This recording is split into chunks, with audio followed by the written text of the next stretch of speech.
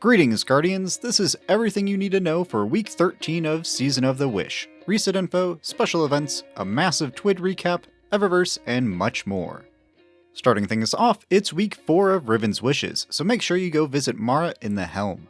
This week you are tasked to defeat enemies in the Blind Well activity and complete a Tier 3 run of it. Remember, you can directly queue the Blind Well from the Dreaming City destination map, and Mara will give you a few Tier 3 charges free of charge. If you are new to Riven's Wishes, which is free to all players, feel free to check out my guide. And if you haven't heard, Humble Bundle is doing a massive Destiny 2 DLC bundle for Steam that lasts another week. If you want access to all current expansions and Lightfall's annual pass, that's just $40. Toss in another $20 to get the Witch Queen dungeon key, and then you have access to everything in the game. This is an amazing deal that lowers the barrier to entry and is great for if you're trying to get some friends in on the action before the final shape. To check out more, click the link in the description. Now for our normal reset information, enjoy bonus reputation in all of the core playlists this week: Vanguard, Crucible, and Gambit. In the Crucible, this week's playlists are the new Sparrow Control, Rift, and Elimination, with Crucible Labs testing out the Relic game mode. If you don't like Sparrow Control, which favors big maps, you can change it to Normal Control in the drop-down menu. Over in the Vanguard, the Ops playlist has Solar and Stasis Surges, and the weekly Nightfall is Psyops Battlegrounds Cosmodrome, featuring Unstoppable and Barrier Champions, Void Threat, Stasis and Solar Surges, and Overcharged Shotgun. Increase the difficulty and earn Platinum rewards for your best chances at earning the Warden's Law Hand Cannon, with the Adept variant available on GM difficulty. For some extra pinnacles and farmable gear, the weekly featured raid is King's Fall, the dungeon is Grasp of Avarice, and the exotic mission is Operation Seraph Shield. In Crota's End, the third encounter challenge, Equal Vessels, is active, tasking you to pass the challenge to all Guardians in the same order. Over on Neomuna, the Vex Incursion Zone is in Lemming Harbor, the Partition mission is Hard Reset, and the campaign mission is Downfall. For those looking to farm Legend and Master Law sectors for exotics and multi-perk world drop weapons, on screen is the weekly rotation, with the active surges being Stasis and Solar. Lastly, Dares of Eternity is in Loot Rotation 4, featuring weapons from Season of the Lost. With that, on to the news. Now, last week's TWID was jammed full of changes that are coming in the March 5th mid-season patch. I'm going to go through things quickly so I don't take up all of your time, so feel free to pause to read the sections or follow the link in the description for the full article. Starting things off, some ability changes. To reduce the oppressive nature of Threaded Spectre and Threadlings in the Crucible, they're getting a nerf to damage and uptime. But don't worry, it won't really impact PvE players. For Strand Warlocks, the Arcane Needle melee is getting some buffs, increasing its aim assist and tracking. A great bug fix / buff is coming for Restoration and Radiant. In the past, using fragments that were intended to extend the duration of these effects actually reset the timer to the base value. These have been fixed.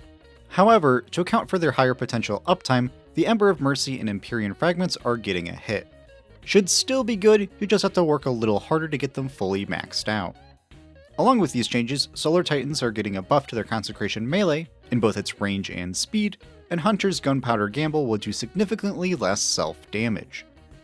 Turning to the weapons sandbox, bows are getting a little bit of their aim assist chopped off to reduce their ease of use in PvP. Lightweight scouts get a buff to allow for a 3-crit 1-body kill, and snipers get an aim assist reduction. For PvE changes, the underperforming precision and high-impact rockets are getting some love. They do less damage compared to adaptive and aggressives, so to make up for it, they'll have an additional 2 rockets in their ammo reserves, which also boosts exotic rockets like that of Gallarhorn.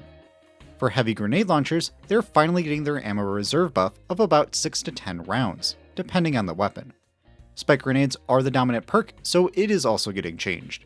It'll still be the best option to increase overall damage, but now it's not a necessary perk. For some notable exotic changes, Wishender's True Sight is getting reduced to just 3 seconds, Vex Mythoclast is getting a damage drop-off buff, and the Manticore is getting a rework, making it easier to get out of hovering and changing the catalyst to grant a Void Overshield and refill the magazine. Looking at weapon perks, Heal Clip will now grant Cure ×2 to the player, Trench Barrel can now be activated by ranged melee attacks, Dual Loader will have its reload penalty removed and language changed so it could appear on non-shotgun weapons, Hatchling will activate on a precision kill or 3 non-precision kills on all weapons, Target Lock is getting an SMG specific nerf to further reduce its impact in PvP, Envious Assassin will now only be 100% of magazine per activation, and Bait and Switch is being reduced to a 30% buff. Additionally, some changes are coming to origin traits, like Text Balance Stock now granting range and hipfire accuracy buffs, and Sundering will now also trigger on shield breaks. Looking to the future, we'll have some adjustments to underperforming exotics and an adjustment to the Chill Clip perk to make it more viable on slower weapons. And something overlooked by many, but the enhanced weapon system still seems to be in development. We'll have more info soon on how we'll be able to enhance many more weapons. How timely, considering my recent video. Now for the Crucible, there is a lot changing to the core sandbox. Basically, aspects of the checkmate mode will now be pretty much everywhere. Before you freak out, it's going to be fine. Optimal time to kills will still be the same, just TTK thresholds, uptime on special and abilities, and forgiveness are getting a shakeup. I recommend you read the whole section, listen to other PvP creators, as well as check out this Reddit post going over the changes. But, simply put, in Crucible only, player health is getting increased to allow Banshee more granularity in damage tuning, ability cooldowns are getting a 15% penalty, and supers are getting a 20% cooldown penalty. To keep optimal TTKs, most primary weapons are getting a damage buff to critical hits only, with bows getting a base damage reduction. Now the biggest change comes to special ammo, as it'll now be on the checkmate meter system.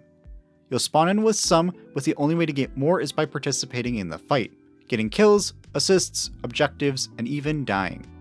To prevent snowballing and abuse, you can't progress the meter with special or heavy kills, jumping off the map will subtract progress, and ammo isn't dropped on death. To adjust for increased health and reduced uptime, most special weapons are getting an increase in damage. And because of the reduced amount of special ammo, exotic primaries that bypass that system are getting nerfed, like that of Fighting Lion and Devil's Ruin. For additional changes coming to the Crucible, look out for this week's TWID. Now let's check in with our vendors.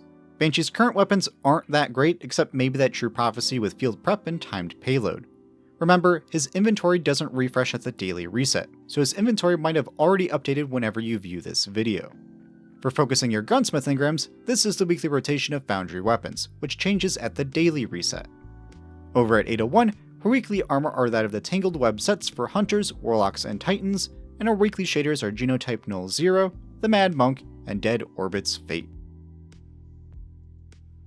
And for you lucky Warlocks, head over to Failsafe for a decent chest piece. Turning to the Bright Dust section of Eververse, there are a lot of new items. You have the exotic ornaments for Assassin's Cowl, Lorelei and Claws of Ahamkara, a bunch of silly multiplayer emotes, and a dragon-themed ship. Everything for sale will scroll on screen now. With that, go relax and make the most of all that bonus rep. It's the perfect time to finally get some vendor resets in so you can get those multi-perk playlist weapons.